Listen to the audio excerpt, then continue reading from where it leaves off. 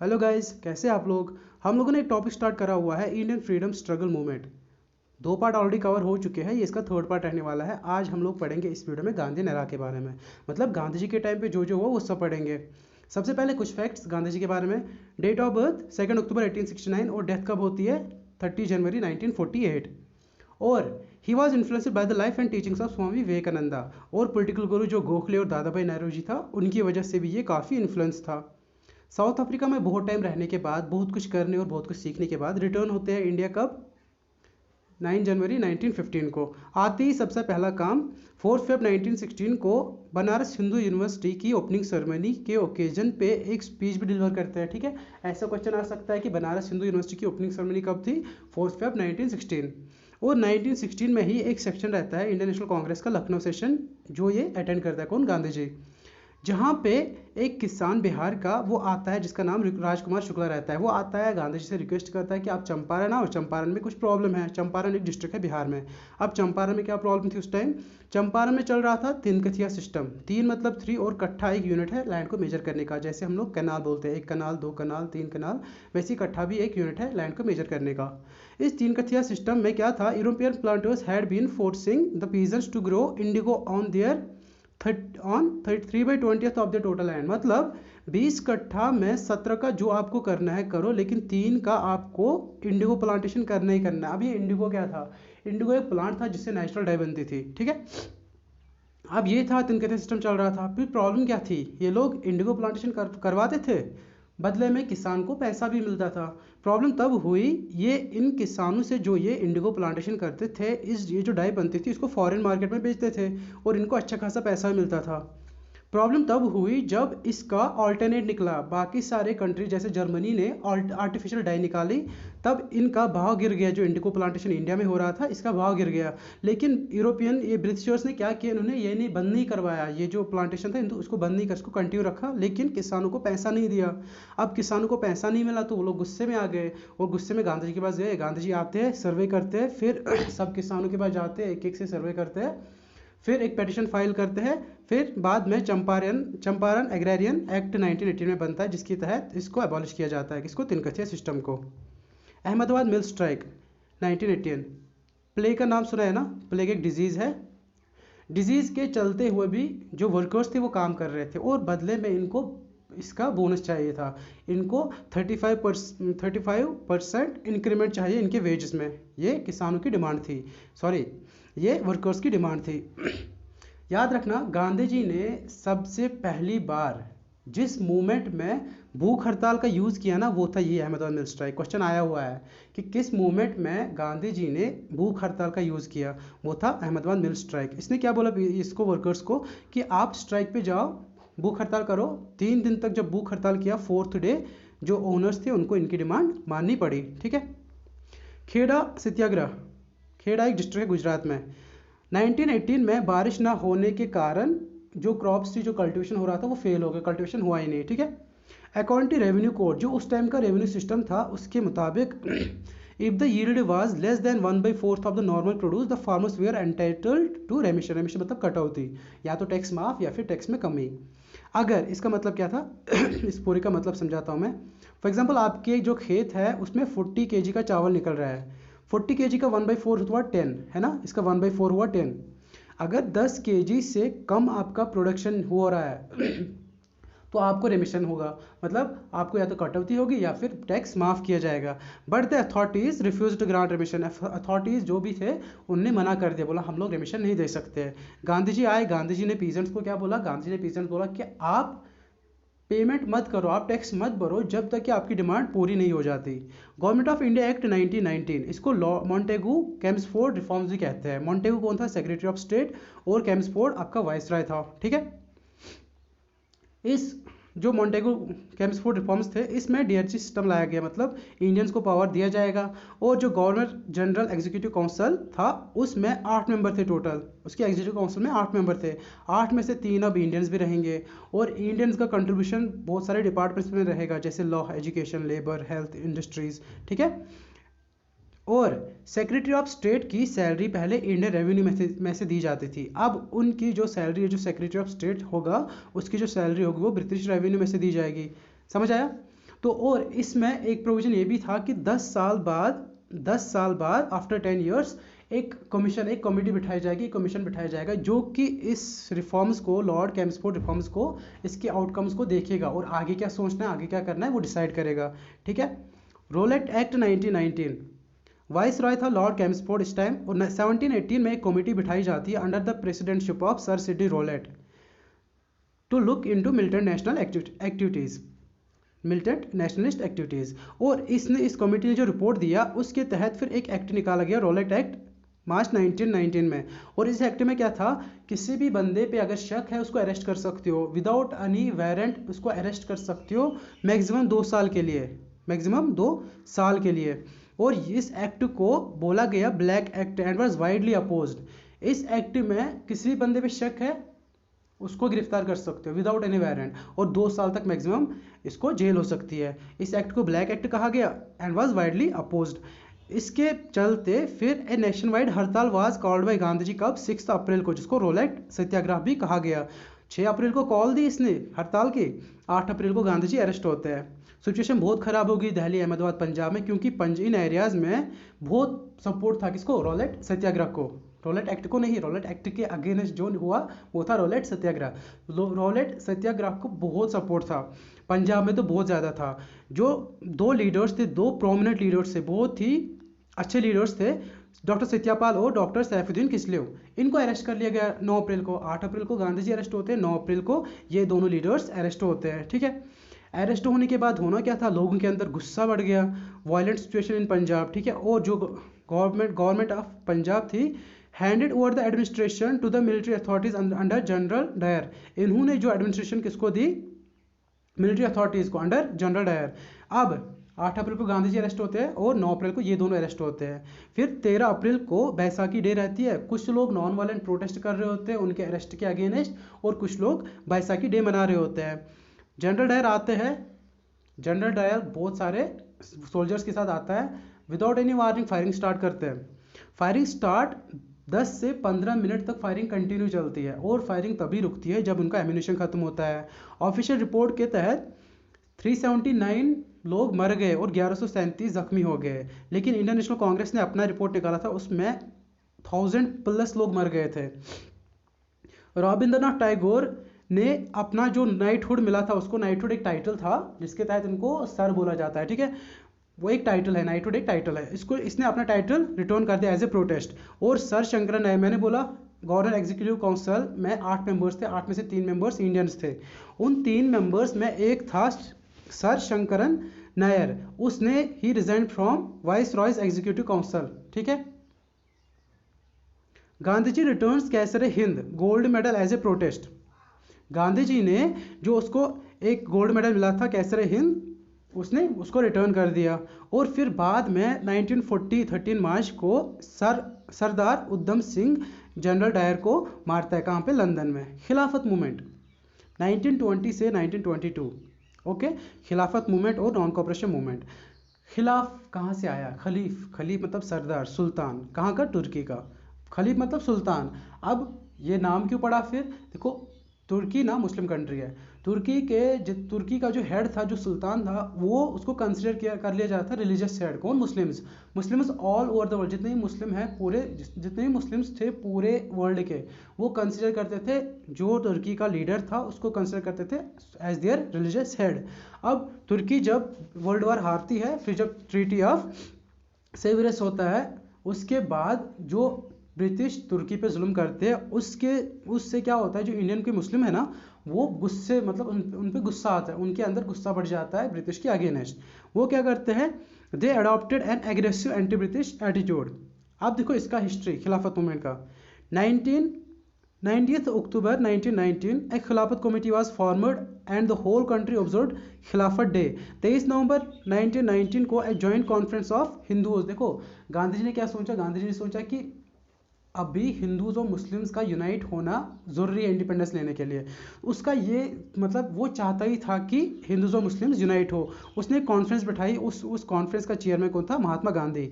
फिर फेब 1920 को गांधी जी ने सजेस्ट किया क्या, to adopt non violent non cooperation. क्यों, क्योंकि ऑलरेडी रोलेट एक्ट हो गया था, जलियांवाला बाग मैसेकर हुआ था, खिलाफत मूवमेंट। अब इसने क्या बोला, हम लोग नॉन कॉपरेशन मूवमेंट भी चलाएंगे, नॉन वायलेंट, किसी को खून खराबा नहीं, बस हम लोग नॉन कॉपरेशन, हम लोग कॉपरेट नहीं करेंगे। नॉन कॉपरेशन मतलब जो भी चल रहा हम लोग बोलेंगे हम लोग नहीं करेंगे, कोई भी लॉ हम लोग बोले नहीं करेंगे, ठीक है। या नॉन कॉपरेशन ऐसे भी मतलब पूरा विड्रॉ करना, पूरा बाइकआउट करना। खिलाफत मूवमेंट को चलाया किसने? Khilafat movement was started by first Ali brothers, Mohammad Ali और Shaukat Ali, and the movement was jointly led by Khilafat leaders और कांग्रेस। अब मेन जो लीडर्स थे इसमें Maulana Abdul Kalam Azad, M A Ansari, Saifuddin Kitchlew, Ali brothers और महात्मा गांधी। इन लीडर्स ने इसको आगे बढ़ाया। स्टार्ट किसने किया था? अली ब्रदर्स ने, ठीक है। अब देखो non cooperation movement. Non cooperation movement की जो फॉर्मली ये लॉन्च होती है वो होती है 1 अगस्त 1920 को, जब डेथ होती है किसकी? तिलक की, ठीक है, बाल गंगाधर तिलक की। जब डेथ होती है तब ये इसको ऑफिशियली लॉन्च किया जाता है। कौन लॉन्च करता है? Gandhi ji. Announced his plan to begin non cooperation movement with the government as a secure. Secure मतलब बाद में क्या हुआ? देखो Khilafat movement, Rowlatt Act, Jallianwala Bagh massacre के बाद क्या हुआ? वो हुआ नॉन कॉपरेशन मूवमेंट, ठीक है। जलियांवाला बाग मैसेकर एंड खिलाफत मूवमेंट। देखो resolution passed in Calcutta session. Calcutta session में जब सितंबर 12 1920 को जो कलकत्ता सेशन है, इसमें क्या किया इन्होंने? इसका आइडिया दिया था, किसका? नॉन कॉपरेशन मूवमेंट का।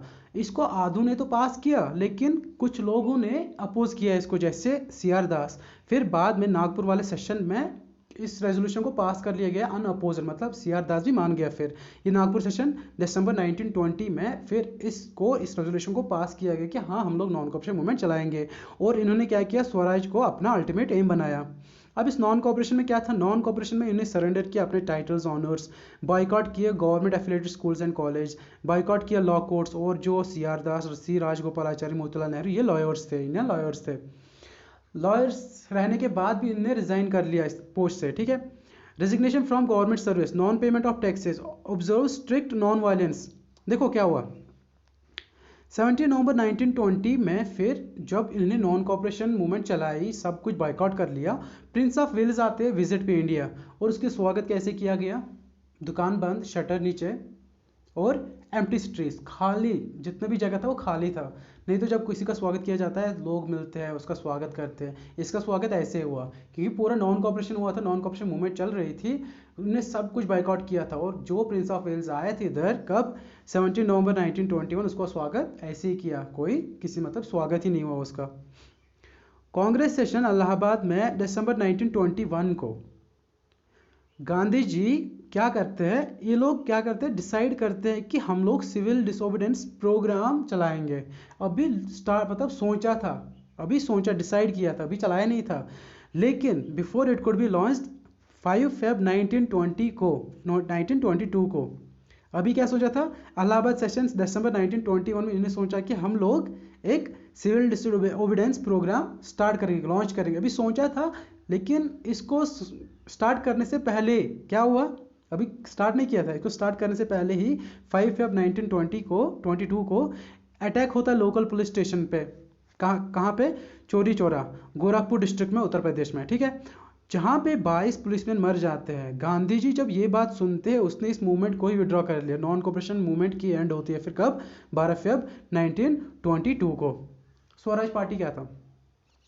स्वराज पार्टी, इन लोग क्या कर रहे थे? इन लोगों ने बाइकआउट किया। इन लोगों ने हम लोग बाइकआउट क्यों करें? हम लोग इलेक्शन लड़ेंगे, हम लोग ब्रिटिश के साथ ज्वाइन करेंगे और ब्रिटिश के अंदर जो भी चल रहा है, जो भी खिचड़ी पक रही है, उसको बाहर लाएंगे और ब्रिटिश गवर्नमेंट को अंदर से ही खोखला करेंगे, खराब करेंगे। इनका ये मोटिव था। क्या हुआ 1922 में गया सेशन में CR दास प्रेसिडेंट था, उसने प्रपोजल दे टू एंटर इनटू लेजिस्लेशन, हम लोग इलेक्शन लड़ेंगे, लेकिन इसको माना नहीं। तब इन्होंने अलग पार्टी बनाई, क्या था नाम? स्वराज पार्टी, 1 जनवरी 1923, जिसका प्रेसिडेंट था CR दास और मोतीलाल नेहरू इसका सेक्रेटरी था। Swaraj wanted to contest the council elections and wreck the government from within, अंदर से ही खोखला करेंगे, अंदर से ही खराब करेंगे ब्रिटिश गवर्नमेंट को। लेकिन ये पार्टी क्या थी? इस पार्टी ये वीक हो गई कब? जब CR दास की डेथ होती है 1925 में, तब ये वीक होती है। कौन? ये स्वराज पार्टी, ठीक है। अब इसमें एक वर्ड आता है प्रो चेंजर्स और नो चेंजर्स। प्रो चेंजर्स कौन थे और नो चेंजर्स कौन थे? प्रो चेंजर्स वो थे जो इस पार्टी में हिस्सा लिया, स्वराज पार्टी में। CR Das NC Kelkar, Motilal Nehru, okay. No changers जिन्होंने इसमें पार्ट नहीं लिया, जैसे राजेंद्र प्रसाद और राजगोपाल आचार्य। साइमन कमीशन, मैंने बोला गवर्नमेंट ऑफ इंडिया एक्ट 1919 में एक प्रोविजन था कि 10 साल बाद एक कमीशन बिठाया जाएगा। वो 10 साल बाद बिठाना था, वो उन्होंने 2 साल बाद ही बनाया गया। वो जो कमीशन बनाना था 10 साल बाद आना था ना, वो कमीशन 2 साल पहले ही आया। Act of 1919 provision for its review after a lapse of 10 years, मॉन्टेगो Campo reformers, फिर गवर्नमेंट ऑफ इंडिया एक्ट 1919 में। लेकिन but the review commission under the chairmanship of John Simon was appointed 2 years earlier of its schedule in 1927। नवंबर 1927 में ही आना था 1929, क्योंकि 1919 के बाद 10 साल जब होते हैं 1929 में ही, ये आया 1927 में ही। और मुंबई कब अराइव होता है ये कमीशन? 3 फेब 1928। इसके अगेंस्ट हड़ताल होते हैं, स्ट्राइक होती है, इंडियन लीडर्स अपोज करते हैं इस कमीशन को, क्योंकि इसमें कोई भी इंडियन नहीं था, सारे के सारे ब्रिटिशर्स थे। अब इन्होंने चिल्लाया कि साइमन गो बैक, बहुत प्रोटेस्ट हुए, और लाहौर में एक प्रोटेस्ट चल रहा था जिसको लीड कर रहा था कौन? लाला लाजपत राय, और वहाँ पे लाठीचार्ज होता है 30 अक्टूबर 1928 को, और वो जख्मी होता है कौन? ही वॉज ब्रूटली इंजर्ड, कौन? लाला लाजपत राय, और बाद में इसकी डेथ होती है 17 नवंबर 1928। फिर जब इसकी डेथ होती है, फिर भगत सिंह बदला लेने चलते हैं, किसी को मारना होता है, मारते किसी और को है। सोंद्रेस की डेथ होती है, फिर सोंद्रेस को मारता है कौन? भगत सिंह, कब? दिसंबर 1928। अब नेहरू कमेटी या फिर नेहरू रिपोर्ट 1928, ये क्या था? सेक्रेटरी ऑफ स्टेट लॉर्ड बर्किनहेड, इसने चैलेंज किया इंडियंस को कि अगर आप अपना कुछ कॉन्स्टिट्यूशन बना सकते हो बनाओ, लेकिन उस कॉन्स्टिट्यूशन को सब एक्सेप्ट करने चाहिए, जितने भी आपके पार्टी, जैसे इंडियन नेशनल कांग्रेस है, मुस्लिम लीग है, हिंदू महासभा है, मतलब जितनी भी पार्टीज है वो सब, it should be acceptable to all, मतलब सब लोग एक्सेप्ट करने चाहिए इसको। अगर आपके पास दम है तो आप बनाओ। This challenge were accepted, challenge accept हुआ, तो फिर जितनी भी पार्टीज थी ऑल पार्टी मीटिंग बिठाई गई, कब? फेब 1928। और इस कमेटी में जो इस कॉन्स्टिट्यूशन को ड्राफ्ट करेगा, इस कमेटी में जो भी इस कॉन्स्टिट्यूशन के अंदर रखा जाएगा, उसको ड्राफ्ट करने के लिए 8 मेंबर्स थे। कितने? एक कमेटी बनाई गई जिसमें 8 मेंबर्स थे, और जो चीफ आर्किटेक्ट थे ना, जिनका मेन कंट्रीब्यूशन था, वो था मोतीलाल नेहरू एंड तेज बहादुर सप्रू। और बाकी मेंबर्स देखो, अली इमाम, MSNA, मंगल सिंह, शोएब कुरैशी, GR प्रधान, सुभाष चंद्र बोस। गोल क्या था? डोमिनेंट स्टेटस और कंप्लीट इंडिपेंडेंस। रिपोर्ट को सबमिट किया गया लखनऊ सेशन में of the all party conference, इसलिए कि इसमें एक ही पार्टी नहीं थी, नेशनल कांग्रेस, हिंदू महासभा, बहुत सारी पार्टीज थी, ठीक है। कब? अगस्त 28, 1920 को रिपोर्ट को सबमिट किया गया। लेकिन जिन्ना को लगा, जो मोहम्मद अली जिन्ना था, इसको लगा कि मुस्लिम्स के लिए उतना कुछ रखा नहीं है, तो इसने एक्सेप्ट नहीं किया इसको। फिर दूसरा सेशन होता है कलकत्ता में दिसंबर 1928 में, जिसमें जिन्ना ने 3 अमेंडमेंट्स दिए कि restoratory powers should be given to provinces, और reservation to Muslims in all provinces in proportion to their population, किसी भी प्रोविंस में मुस्लिम्स की जो पॉपुलेशन है उसकी अकॉर्डिंग उनकी रिजर्वेशन दी जाए। और जो थर्ड इसने अमेंडमेंट दिया ना, कि 1/3 seats central legislative assembly to the Muslims, जो भी सेंट्रल लेजिस्लेटिव असेंबली में 1/3 सीट्स होनी चाहिए मुस्लिम्स की भी। लेकिन ये जो थर्ड अमेंडमेंट था, इसको it was not accepted by other parties like Hindu Mahasabha, because of the third demand. ये जो थर्ड डिमांड थी, इसको एक्सेप्ट नहीं करा गया। फिर होना क्या था? 9 मार्च 1929 को जिन्ना ने अपने 14 पॉइंट्स रखे, और 14 पॉइंट्स रखे, अभी तो 3 अमेंडमेंट रखे थे, अब 14 पॉइंट्स रखे कि ये कंडीशन है मेरी, ये पूरी होंगी तब ये नेहरू रिपोर्ट हम लोग इसको सपोर्ट करेंगे। जब ये 14 पॉइंट्स को भी उन्होंने, दे वर नॉट एक्सेप्टेड, तो क्या था? ये जो नेहरू रिपोर्ट था ये फेल हो गया। फेल होने के बाद लाहौर सेशन, जो एक मतलब हर साल एनुअली सेशन होता था नेशनल कांग्रेस का, वो हुआ कब? 19 दिसंबर 1929 को। ये एक एनुअल सेशन था, कहाँ पे हुआ? लाहौर में। और प्रेसिडेंट कौन था? जवाहरलाल नेहरू। ये क्वेश्चन आ सकता है, लाहौर सेशन का प्रेसिडेंट कौन था? जवाहरलाल नेहरू। या जवाहरलाल नेहरू किस सेशन का प्रेसिडेंट था? लाहौर सेशन का, 1929 वाला। इंडियन नेशनल कांग्रेस ने एक रेजोल्यूशन पास किया declaring Purna Swaraj, complete independence to be the goal of Indian national movement, और अपनी इंडिपेंडेंस लेने के लिए सिविल डिसोबीडियंस मूवमेंट लॉन्च करेंगे। डिसोबीडियंस समझते हो ना? डिसोबीडियंट, नाफरमान, मतलब जो भी अभी ब्रिटिश का जितने भी लॉ था, जितने भी कानून था, उसको नहीं मानना है, सिंपल। और 31 दिसंबर 1929 को न्यूली अडॉप्टेड ट्राइकलर फ्लैग जो था उसको लहराया गया, और 26 जनवरी को फिक्स किया कि हम लोग इस हर साल इसी डेट को 26 जनवरी को ही इंडिपेंडेंस डे मनाएंगे। ठीक है। अब कुछ इंपॉर्टेंट चीज़ें जो सेशन में मैंने अभी तक पढ़ाया नहीं, ये देखो आप। गांधी जी ने पहला सेशन तो अटेंड किया, कौन सा वाला सेशन, 1916 में। और सबसे पहला सेशन इंडियन नेशनल कांग्रेस के जहाँ पे वो प्रेसिडेंट बना, Belgaum session 1924। First and last time Gandhi ji president of the Indian National Congress. Indian National Congress का ऐसा सेशन जहाँ पे गांधी जी प्रेसिडेंट बने, पहली बार और आखिरी बार बेलगाम सेशन 1924। ये इंपॉर्टेंट है, वेरी वेरी इंपॉर्टेंट। और कानपुर सेशन 1925, आपको पता है first female president of Indian National Congress Annie Besant है। अगर ये पूछा जाए first Indian female president of या first Indian women president of Indian National Congress, Sarojini Naidu. कौन सा सेशन अटेंड किया था, कौन सा सेशन में प्रेसिडेंट थी, कानपुर सेशन 1925। ठीक है, first Indian women president of Indian National Congress. ठीक है गाइस, इस लेक्चर में इतना ही। अब और एक लेक्चर आने वाला है, इसका लास्ट लेक्चर होगा वो। ठीक है, मिलते हैं नेक्स्ट वीडियो में, बाय।